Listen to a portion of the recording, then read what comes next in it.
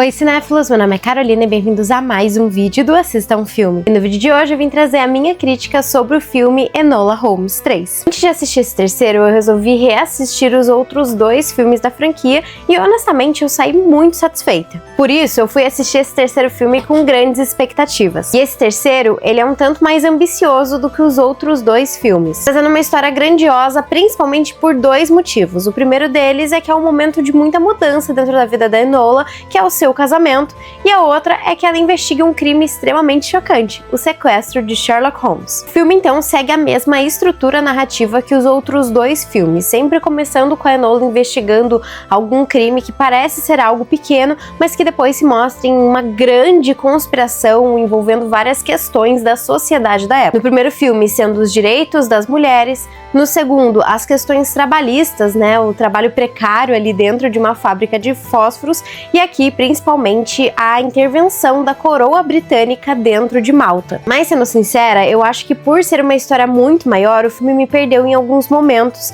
e eu não senti que ele conseguiu se sobressair tanto quanto os outros dois filmes da franquia. Eu sinto que parte do charme de Enola Holmes é as histórias serem em Londres e tratarem sobre essas questões da sociedade britânica mesmo, e principalmente essa falta de etiqueta da Enola. Honestamente, aqui parece muito mais um filme que vai se encaixar dentro da franquia de Indiana Jones do que da Enola Holmes. Além disso, sinto que por eles aumentarem tanto a situação, a investigação da Enola não se torna tão interessante quanto nos outros dois filmes, sendo até mesmo confusa em alguns momentos. Me tem direção de Philip Baratini e roteiro de Jack Thorne, acompanhando Enola Holmes, uma astuta detetive que está prestes a se casar. Porém, os planos acabam sendo adiados quando seu irmão Sherlock Holmes é sequestrado. Eu gostei muito como o filme trata da escolha da Enola de se casar, porque afinal, como que você pega essa personagem que nos últimos dois filmes falou tanto sobre liberdade feminina e coloca ela aqui pra se casar com um lord? E no final a resposta era muito simples, que é o amor. Em várias vezes ao longo da história, Enola ressalta que está tendo toda essa cerimônia porque o Lord Tilbury precisa se casar.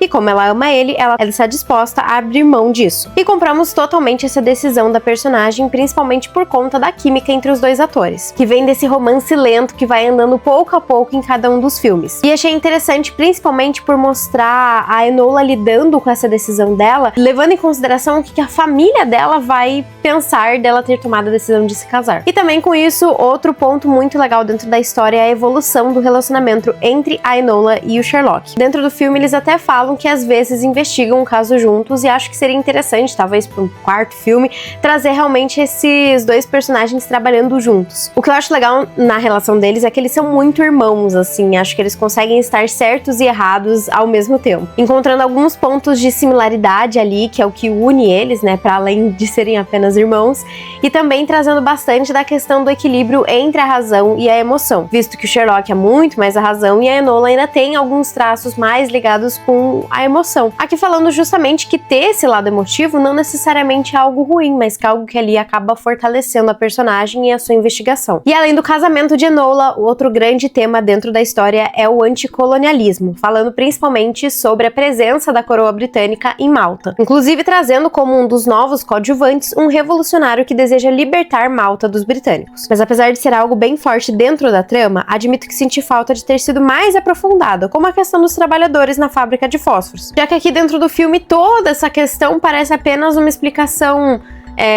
rasa ali pra essa conspiração gigantesca estar acontecendo. No filme anterior você tem uma personagem que foge, que sente que aquilo é correto, que tem amigas próximas que acabam falecendo por conta das condições ali daquela fábrica, que ela deseja trazer a verdade à tona. Você tem um romance dessa personagem também, então eu sinto que aqui eles poderiam ter colocado mais questões dentro dessa história. E ainda sobre isso, o filme também traz toda uma questão de um tesouro perdido que estaria escondido em Malta, mas honestamente eu achei muito sem graça toda essa passagem do tesouro e acho que ele foi muito mal utilizado. Eu até imaginei que eles poderiam fazer algo meio estilo Goonies, Enola explorando as cavernas, explorando pistas, mas infelizmente eles só ficam ali numa solução muito fácil pra história. E no começo eu até tinha essa expectativa, já que toda a pista que a Enola conseguia acabava sendo morta de forma repentina, o que deixava essa busca dela ainda mais interessante. Mas sinto que em determinada parte do filme eles abandonam isso e por conta disso a história mesmo perde parte da sua força. E acho que parte de uma certa decepção com esse filme vem por ter reassistido os dois primeiros, e foram filmes que eu saí muito satisfeita, assim, eu não lembrava muito da história, então acabei me surpreendendo novamente. Eu acho a Enola uma personagem muito interessante, por ela ser toda carismática, ter essas questões da quebra da quarta parede, e é até curioso que o diretor dos dois primeiros filmes, que é o Harry Bradbeer, ele também foi responsável por dirigir quase todos os episódios de Fleabag, e acho que tem algumas similaridades ali entre as duas personagens. Além disso, os mistérios nos dois primeiros filmes, eles são engajantes principalmente por a gente acompanhar todo o raciocínio da Enola, além de ela ser uma detetive que deseja ajudar aqueles que não conseguem se defender ou que não tem mais a quem recorrer, no primeiro filme sendo o Lord Tilbury e no segundo a jovem Bessie, que deseja reencontrar ali a sua irmã. Porém, eu acho que aqui a trama se torna cada vez maior, até por ser em Malta, né, em outro lugar, que acho que acaba ficando demais pra esse filme, até por ele ser um filme consideravelmente curto, com menos de 2 horas de duração,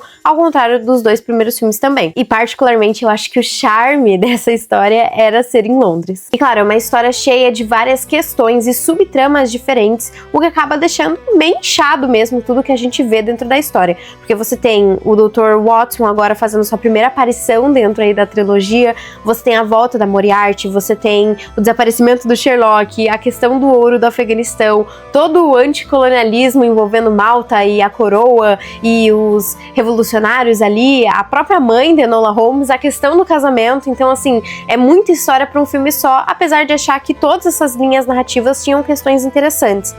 Mas, particularmente, eu devo admitir que, por trazer essa questão de Malta, esse filme me pareceu outra coisa, não uma história da Enola Holmes, como a gente conhecia, mas talvez uma história mais parecida com o que a gente vê no próprio Indiana Jones, ou talvez nos próprios livros da Agatha Christie, né, que viaja ao mundo e conhece lugares diferentes. Então eu senti que ser fora de Londres descaracterizou um pouco a personagem. Devo dizer que o grande acerto da trilogia Enola Holmes é a Millie Bobby Brown. Aliás, eu arrisco dizer que ela tá melhor como Enola do que como a própria Eleven, principalmente por conta das liberdades que essa personagem permite, por ser uma personagem carismática, ter toda essa questão de quebrar a quarta parede, né, e ter esse espaço mesmo cômico, que acho que não é tão aproveitado assim em Stranger Things. Eu acho que essa quebra da quarta parede é um grande acerto da personagem, principalmente porque ela não só nos torna íntimos ali com ela, mas ela também convida a gente pra aventura que ela vai viver nesse filme. Mas eu preciso admitir que eu realmente me incomodei bastante com a quantidade de botox da Millie Bobby Brown nesse filme,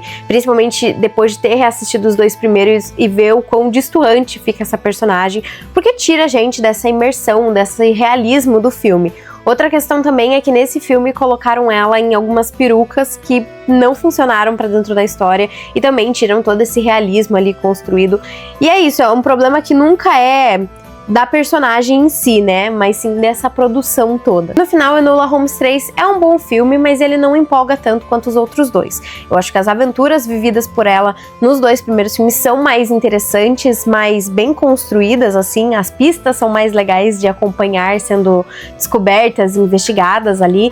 Então é um filme que pra mim deixou um pouco a desejar, mas honestamente, eu vou dizer que eu curti bastante, assim, toda essa trilogia e acho que no final ele deixa um gostinho demais, assim. Então eu acredito fortemente que se esse filme acabar sendo um sucesso, que eu acredito que vai ser, muito provavelmente teremos mais histórias da Enola Holmes. E honestamente eu acho que tem espaço aqui pra desenvolver ainda mais essa personagem. E eu até senti que esse filme poderia ser um pouco mais pesado até. Porque do primeiro pro segundo filme, eu senti que toda a atmosfera ali mudou. Então a fotografia já é mais uns tons azulados, já é aquela Londres mais nublada, mais escura, menos ensolarada como era no primeiro filme, até porque a personagem tava amadurecendo, né? E eu sinto que nesse terceiro eles voltam um pouco pra essa questão de um lugar ensolarado, bonito, enfim, que eu acho que poderia ter ido mais pra esse lado um pouco mais sombrio, talvez, né?